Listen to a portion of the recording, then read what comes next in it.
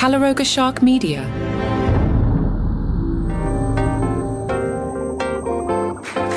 Hey, I'm Johnny Mac with your daily comedy news, a daily briefing on stand-up comedy, comedians, and the comedy industry. A sentence that the transcription algorithms love.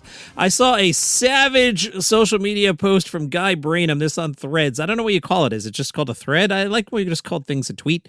But whatever it is, it's Threads, and Guy Branum posted, "The only thing sincere about Whitney Cummings is her envy of Nikki Glaser's career." Ouch. Speaking of Nikki Glaser, Hulu has announced a date for Nikki Glaser's upcoming special. Got your calendar out? Write this down. Friday, April 24th. It is titled Nikki Glaser, Good Girl.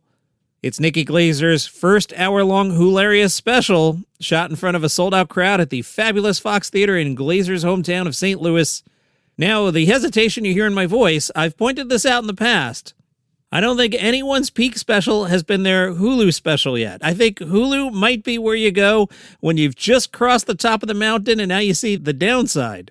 Has Nikki Glaser peaked? Will the hilarious special be the first step on the downside of the career? I hope to be wrong. Nikki Glaser said, "I couldn't be prouder of my fifth-hour special, Good Girl. I put everything I had into this hour of material, and luckily for me, so did everyone who worked on it with me. I truly saved the best for fifth." Nikki explains, "Good Girl was developed and honed for 2 years on the road at over 250 shows, and it was one of the best nights of my life to get to perform this show for the very last time in my hometown of St. Louis in front of family, friends, and fans. I already missed these jokes, so I can't wait for them to have a second life again in April." For some reason, we had to hear from one of the suits, David Jammy. He's from Done and Dusted, the production company behind the special, and he made sure he was in the press release because he gave a statement, said, "We're thrilled to be teaming up with the incomparable Nikki Glaser again. Nikki is the funniest, kindest, warmest, smartest comedian in the business, and we've put together an incredible team to create the platform she deserves to allow her genius to shine. Every frame is gorgeous. Every minute is hilarious." Now, David Jammy of Done and Dusted, I'm sure Nikki is wonderful, but I would be shocked if she is the kindest, warmest comedian in the business. Because to do that, she'd have to pass Cable Guy, and then once she passes Cable Guy, she would have to pass Jeff Foxworthy. That's no shade at Nikki Glaser. I would just be really shocked if we hung out with Nikki Glaser and we were like, wow, she's even nicer than Foxworthy. Just saying. Nate Bargatze has something he would like to tell us. Hi, I'm Nate Bargatze. Tonight, I'm on the road, but soon I'll be in your living rooms with my new game show, Greatest Average American, premieres February 25th. Watch it on ABC, stream it on Hulu. I can't wait! ABC's press release calls it a hilarious new game show that celebrates the power of being perfectly average. Each round is packed with laugh-out-loud challenges and trivia as contestants try to guess how everyday Americans think and live. In the end, one lucky player will be crowned the Greatest Average American and get the chance to win the ultimate grand prize, the average American salary of $67,920. Several comments there. The prize of just short of $68,000. ABC is going to make money hand over fist because they're not paying the winners anything. And it's the chance to win 68 grand. This is just print money and have commercials. My other thought here is, I love Nate's comedy and all, but is he going to be a good game show host? Like, did you just listen to that piece of audio I played and you'd be like, oh, wow, that sounds really compelling?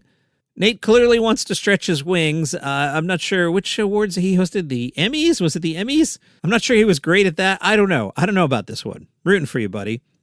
Somebody I have total confidence in is Trevor Noah. He hosts the Grammys this Sunday. I'll do a Grammys episode on Sunday. But looking ahead, Trevor Noah is here to answer the question, what if you could not only watch the 2026 World Cup this summer, but also watch other people watch the World Cup? Trevor Noah will be hosting a YouTube show. It's a live World Cup watch party during some 25 matches in the tournament. Does that mean he's doing 25 of these?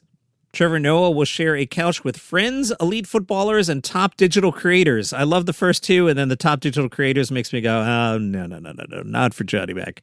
While watching and providing commentary and conversation on the games. I guess we have to multi-screen there, but what about the delay? Who knows? We'll find out. Trevor Noah said, the only thing that's more exciting than watching every World Cup match is watching it with my best friends and new friends. Oh, Spidey sense tingling on even my enemies who choose to support the wrong teams. No suits, no stiff analysis, just full-on fans watching the greatest show on earth. Olay. So this sounds like you're going to sit down and you'll be like, okay, Trevor Noah, and a famous soccer player, and then there's going to be like a quote-unquote YouTuber or a quote-unquote influencer, and yeah, I'll just live here on Old Man Mountain, maybe skip that, and I love Trevor Noah.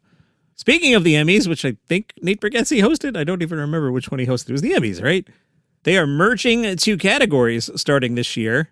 The TV Academy Board of Governors, boy, they sound important. They have merged the Outstanding Talk Series category with the Outstanding Scripted Variety Series category due to, quote, a reduced number of submissions, unquote. Now, these two categories previously were one big category until 2015, when Outstanding Variety Series was turned into Outstanding Variety Sketch Series and Outstanding Talk Series. Now, this sounds very complicated. Nominees are judged individually on their own merits. Instead of Emmy voters selecting one nominee to win, voters must answer for each nominee. Does this nominee merit an Emmy? Yes, no. That's like passing a note in 5th grade. Do you like me? Yes, no. Any nominee who reaches a 90% yes receives an Emmy, providing the opportunity for multiple winners in the category. If no nominee reaches the 90% threshold, the nominee with the highest yes percentage receives an Emmy.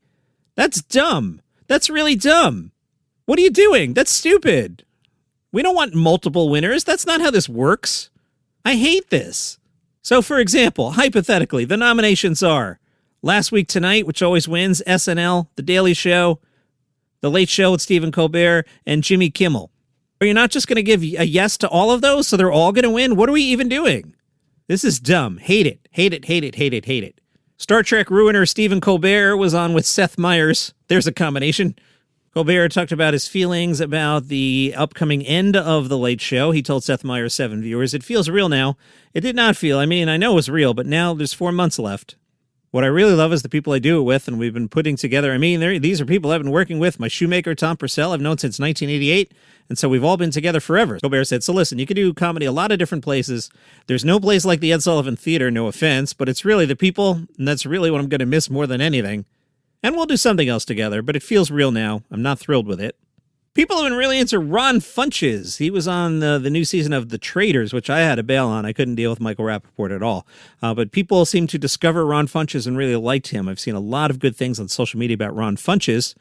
People were curious about his hair. Ron Funches posted, he learned the lesson of not going on a big show during the shedding phase of a hair transplant. Otherwise, you'll get DMs calling attention to it.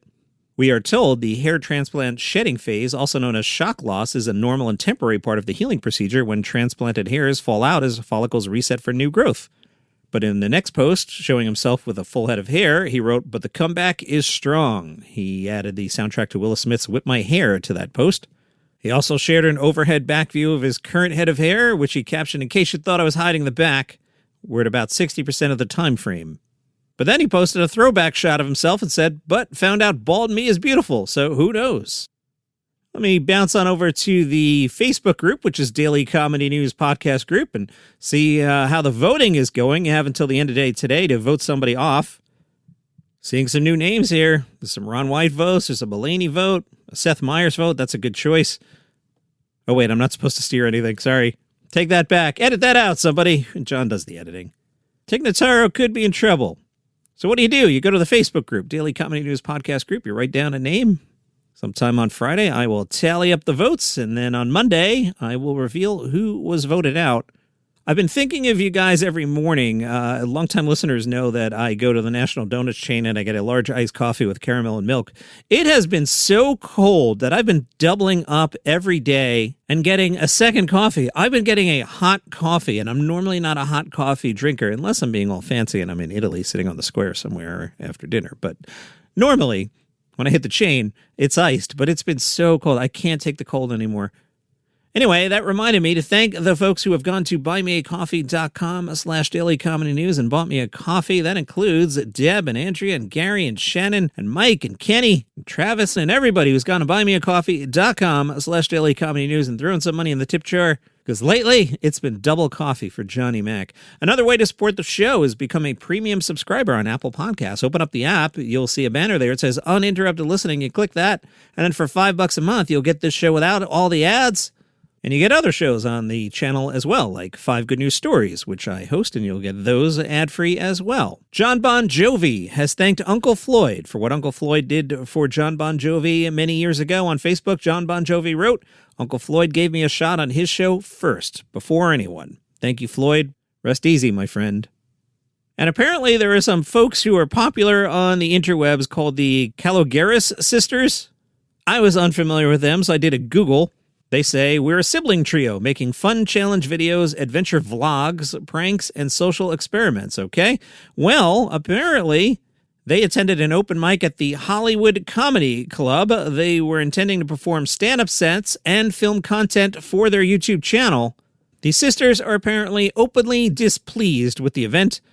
They chastised the audience for not laughing at their jokes. They argued with other comedians mid-set and criticized the organizers of the show in a video that has since amassed more than 2 million views. Now, since then, things have gotten nasty. That wasn't the nasty part. It's gotten nastier.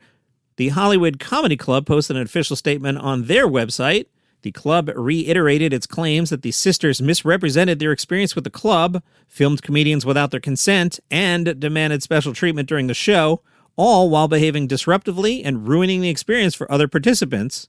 Club owner Jayang Summers, who's a comedian, called out the behavior of the Calogaris sisters fans, claiming, quote, "Their followers responded by negative review bombing our small Asian women-owned comedy club, resulting in near thousands of racist and sexist one-star reviews and credible death threats. After the event, they posted a YouTube video making false claims that they were forced to wait 3 hours, that one male open mic comedian who called their behavior out was our host, and that they were sexually harassed by our male comics. All untrue," writes Summers. The comedian of color they misidentified has since been subjected to racial slurs and death threats, including being called the N-word and told to slit his throat. This is all horrible. Summers said, "This is not a place for entitled influencers to read cringy material off their phones, film comedians without consent, disrespect the art of stand-up, then falsely claim sexual harassment for clout and greed because no one laughed. The situation has caused real fear for our staff and their families.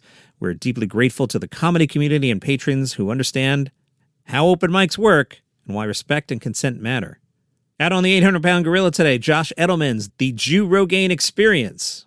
Also out today on streaming platform Nebula, it's Chandler Dean's Season 2 of the comedy debate series Abolish Everything. That's also out today. And that's your comedy news for today. I'll see you tomorrow.